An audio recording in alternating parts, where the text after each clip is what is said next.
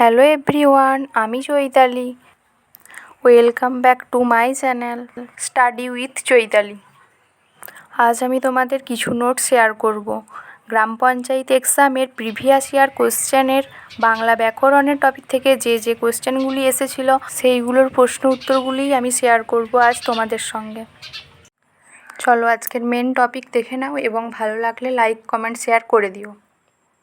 আর আমি এইখানে গ্রাম পঞ্চায়েতের সিলেবাসটা লিখে রেখেছি, একটু দেখে নিও। আমি এখানে লিখে রেখেছি ডাব্লিউবি গ্রাম পঞ্চায়েত PYQ। এখানে মোট 25টা কোশ্চেন আছে বলে এখানে 25 নাম্বার ছিল। প্রথম কোশ্চেন আছে এখানে কুশাসন। কুশ নির্মিত আসন কোন সমাস? এখানে উত্তর হবে এটা মধ্যপদলোপী কর্মধারয় সমাস। 2 আছে 2 নাম্বার কোশ্চেন গ্রামান্তর অন্য গ্রাম কোন সমাস? এটার উত্তর হবে নিত্য সমাস। দাঁতে 3 নম্বর কোশ্চেন আছে দাঁত কোপাটি। দাঁত কোপাটি সমান আছে দাঁতে কোপাটি কোন সমাস? উত্তর হবে তৎপুরুষ সমাস। 4 নম্বরে আছে সিংহাসন সিংহ চিহ্নিত আসন কোন সমাস? উত্তর হবে মধ্যপদলোপী কর্মধারয় সমাস। 5 আছে অনেক এক নয় কোন সমাস? নং তৎপুরুষ সমাস। এখানে সমাসের থেকে মোট 5টাই কোশ্চেন আছে। তারপর আছে বানান সঠিক। কোন বানানটা সঠিক হবে সেইটা লিখতে হবে। একটা কথা তো আমি বলতেই ভুলে গেছি, সব কোশ্চেনেই 4টে করে অপশান দেওয়া থাকে। আমি এখানে অপশানগুলো লিখি নাই, কারণ সময় নষ্ট হবে, তার জন্যই আমি অপশানগুলো এখানে লিখি নাই। বানান সঠিকের থেকে 5টা কোশ্চেন এসেছিল।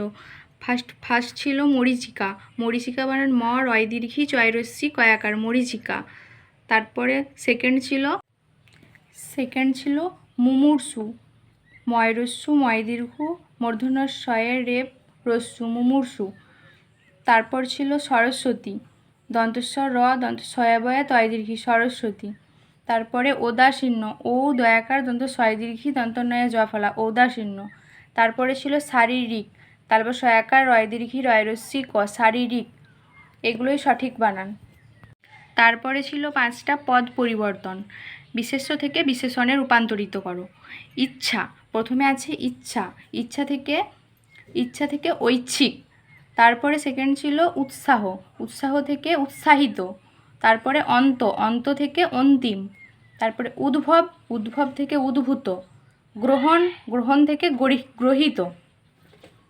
তারপরে ছিল 5টা বাক্য সংকোচন করো। প্রথম ছিল পরিতোষ সহকারে যাহা দেওয়া হয় পারিতোষিক হবে সঠিক উত্তর। তারপরে ছিল অশ্বের চিৎকারকে কি বলা হয়? হ্রেষা। হয়রফলা একার মূর্ধন্যস্বয়ে আকার হ্রেষা। তারপরের কোশ্চেন ছিল আদি নাই যাহার, উত্তর হবে অনাদি। তারপরে ছিল আমিষ ভক্ষণ করেন না যিনি, নিরামিষাশী। লাস্ট ছিল আয় বুঝে ব্যয় করেন যিনি, মিথ ব্যয়ী। তাহলে এখানে মোট 5 4 20 নম্বর হয়ে গেল, আর 5 নম্বর আছে এইদিকে। তারপর আর বাকি 5 নম্বর ছিল সমার্থক শব্দ থেকে। সমার্থক শব্দের প্রথমেই ছিল গগনের সমার্থক শব্দ বা প্রতিশব্দ হলো আকাশ। তারপরে শতদলের সমার্থক শব্দ হলো পদ্ম, পদয়ময় পদ্ম। তারপরে ছিল তনয়ের সমার্থক শব্দ হলো পুত্র। তারপরে মেদিনী ছিল, মেদিনীর সমার্থক শব্দ হলো পৃথিবী। তারপর সবশেষে ছিল রজনীর সমার্থক শব্দ হলো রাত্রি। এই ছিল মোট 25টা কোশ্চেন 25 নম্বরের বাংলা ব্যাকরণের টপিক থেকে। আর ভিডিওটা ভালো লাগলে অবশ্যই লাইক কমেন্ট শেয়ার করে দিও।